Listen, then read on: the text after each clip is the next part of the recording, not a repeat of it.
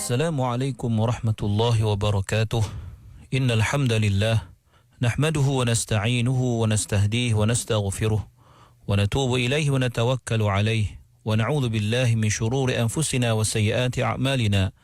Man yahdihillahu fahuwal muhtad wa man yudlil falan tajida lahu waliyyan mursyida.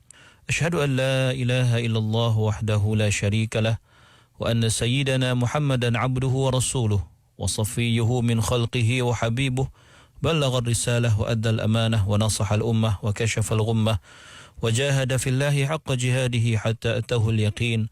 Allahumma salli ala sayyidina Muhammad wa ala alihi wa sahbihi wa barik wa sallim, amma ba'd. Muslimin muslimat, sahabat pendengar IKIM yang dirahmati Allah Subhanahu wa taala.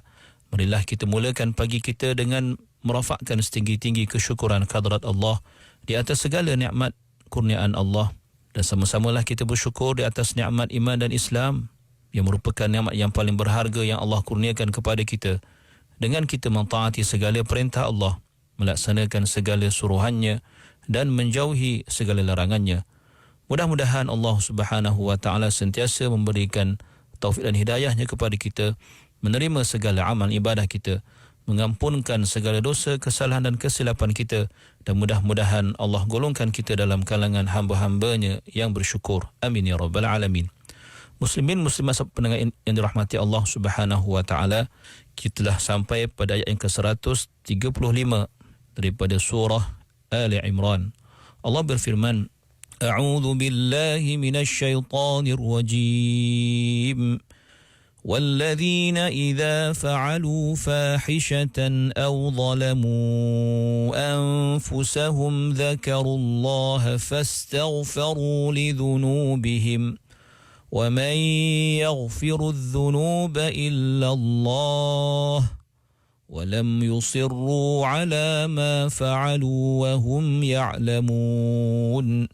Yang bermaksud, dan juga orang-orang yang apabila melakukan perbuatan keji atau menganiaya diri sendiri, mereka segera ingat kepada Allah lalu memohon ampun akan dosa mereka, dan sememangnya tidak ada yang mengampunkan dosa-dosa melainkan Allah, dan mereka juga tidak meneruskan perbuatan keji yang mereka telah lakukan itu sedang mereka mengetahui yakni akan salahnya dan akibatnya. Muslimin muslimat yang dirahmati Allah Subhanahu wa taala, telah kita lihat dalam ayat ini yang membicarakan tentang sifat keempat daripada sifat-sifat orang yang bertakwa, dan telah kita lihat apakah yang dimaksudkan sebagai fahisyah dan juga apakah yang dimaksudkan sebagai zalmun nafs, iaitu melakukan fahisyah dan menzalimi diri sendiri, dan apakah perbezaan di antara keduanya. Kemudiannya Allah Subhanahu wa taala menyatakan kepada kita sambungan dalam ayat ini, iaitu zakarullah, mereka ingat pada Allah. Dan bila kita lihat secara keseluruhan daripada ayat ini, yang mana Allah menyatakan bahawa orang yang apabila melakukan fahisyah, melakukan perbuatan yang keji atau melakukan dosa yang menzalimi diri mereka sendiri, mereka cepat-cepat ingat pada Allah Subhanahu wa taala. Kerana itu digunakan suatu sirah syartiyah di dalam ayat ini untuk menggambarkan bahawa orang yang bertakwa ini apabila ia melakukan dosa ataupun apabila ia terjerumus dalam maksiat, sama ada dosa kecil apatah lagi dosa besar, ia tidak akan menangguhkan taubatnya kepada Allah Subhanahu wa taala. Ia tidak akan bertangguh-tangguh dalam bertaubat, bahkan menyegerakan bertaubat dan meminta ampun kepada Allah Subhanahu wa taala di atas kesalahannya yang dilakukan. Muslimin muslimat yang dirahmati Allah Subhanahu wa taala, antara pengajaran yang boleh kita ambil daripada frasa ini ialah, pertama sekali, walaupun seseorang itu digolongkan Allah ataupun mempunyai ciri-ciri orang yang bertakwa, melakukan dosa, melakukan maksiat merupakan suatu perkara yang boleh sahaja berlaku dan dilakukan oleh mereka. Bermaksud menyatakan bahawa kita sebagai hamba Allah, sebaik mana pun kita tidak terlepas dalam melakukan dosa. Kalau tidak dosa-dosa yang besar, mungkin sahaja kita melakukan dosa-dosa yang kecil Tetapi Allah memberikan jalan keluar kepada kita, iaitu bertaubatlah segera apabila melakukan dosa. Jangan bertangguh-tangguh lagi. Jangan teragak-agak untuk bertaubat dengan bersungguh-sungguh kepada Allah Subhanahu wa ta'ala.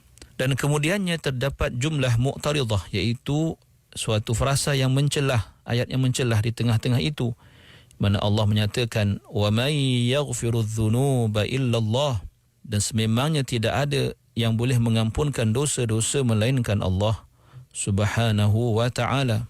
Dan tidak ada sesiapa yang boleh menerima taubat orang yang bertaubat, dan tidak ada sesiapa yang boleh mengampunkan dosa orang yang berdosa, dan tidak ada sesiapa yang boleh menghapuskan kesalahan dan keburukan yang dilakukan oleh orang-orang yang bersalah melainkan Allah, illallah, Allah yang maha agung, Allah yang maha pengampun dan maha penyayang, yang sentiasa bersedia untuk menerima taubat hamba-hambanya siang dan malam, menanti-nanti taubat yang datang daripada hamba-hambanya yang sedar dan taat dan yakin bahawa dosa-dosa mereka hanya terampun dan diampunkan oleh Allah Subhanahu wa ta'ala. Muslimin muslimat yang dirahmati Allah Subhanahu wa ta'ala, ini merupakan suatu bentuk mana Allah Subhanahu wa ta'ala menunjukkan rahmatnya dan menonjolkan kasih sayangnya kepada hamba-hambanya yang berdosa, menggalakkan mereka, menaikkan semangat mereka agar jangan berputus asa dengan sesuatu yang berlaku kepada diri mereka, kesalahan ataupun maksiat yang mereka lakukan, yang mana Allah Subhanahu wa ta'ala menjanjikan rahmatnya kepada orang yang bertaubat. Dan sama sekali tidak ada istilah berputus asa daripada rahmat Allah Subhanahu wa ta'ala, kecewa dengan keampunan Allah Subhanahu wa ta'ala. Maka dengan itu, marilah sama-sama kita menjiwai sifat orang yang bertakwa yang keempat ini, iaitu segera bertaubat apabila melakukan maksiat. Dan disambung lagi dalam ayat ini, walam yusirru ala ma fa'alu wa hum ya'lamun. Allah menjelaskan syarat istighfar yang diterima Allah, iaitu orang yang bertakwa itu apabila melakukan kejahatan, melakukan dosa sama ada yang besar maupun yang kecil, mereka bersegera dan tidak bertangguh untuk bertaubat meminta ampun kepada Allah Subhanahu wa ta'ala. Selain itu, mereka tidak terus-menerus melakukan dosa tersebut. Mereka tidak beria-ia, tidak bersungguh-sungguh dalam meneruskan kejahatan dan keburukan yang mereka lakukan itu.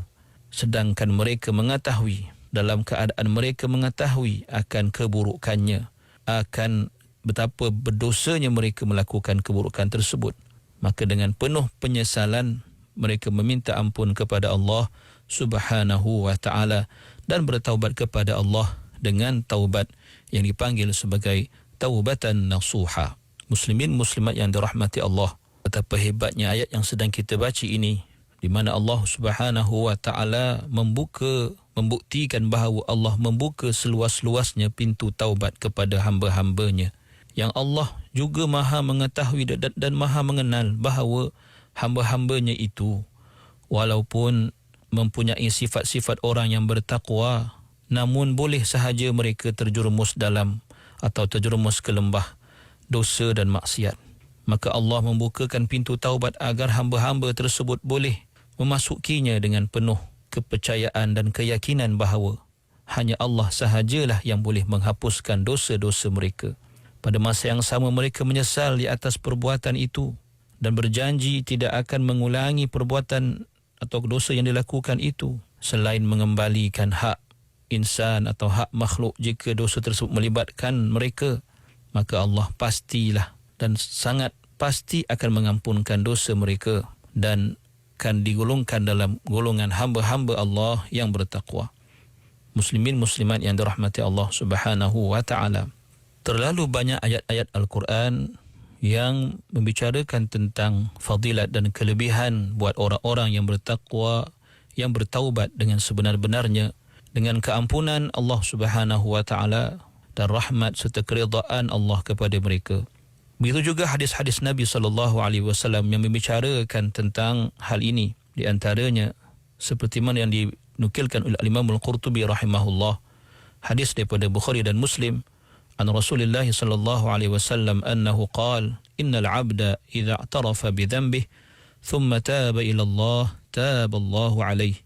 Yang bermaksud sesungguhnya seseorang hamba itu apabila mengaku akan dosanya kemudian bertaubat kepada Allah, nescaya Allah akan mengampunkan dosanya.